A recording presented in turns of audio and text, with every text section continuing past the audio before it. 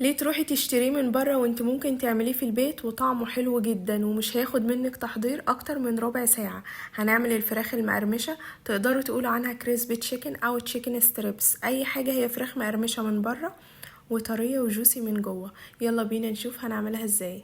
اول حاجة بقى هبدأ بيها التتبيلة. هحتاج كوبايتين لبن رايب وبيضة واقلبهم كويس وكوباية دقيق، وبعد كده هنزل بالبهارات، معلقة صغيرة من كل حاجة، ملح وبابريكا وتوم باودر وبصل باودر، ونص معلقة صغيرة فلفل اسود، واتنين معلقة كبيرة بهارات فراخ، ومعلقة كبيرة نشا، واقلبهم كويس لحد ما يوصل للقوام ده.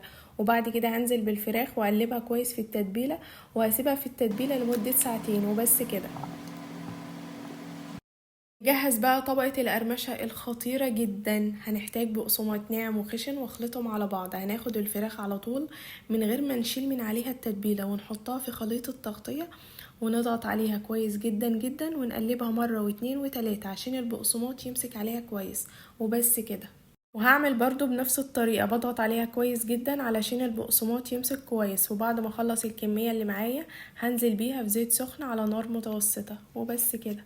انتوا عارفين يا جماعة ان ده احلى تشيكن ستريبس، هتجربوه بجد. الطريقة سهلة جدا جدا وخطيرة. انا تقريبا كده خلصت، وهنزل بيها في زيت سخن على نار متوسطة علشان الفراخ تستوي، ولما تاخد اللون الذهبي الخطير ده نطلعها وبس كده. شايفين الحلاوة والجمال يا ناس؟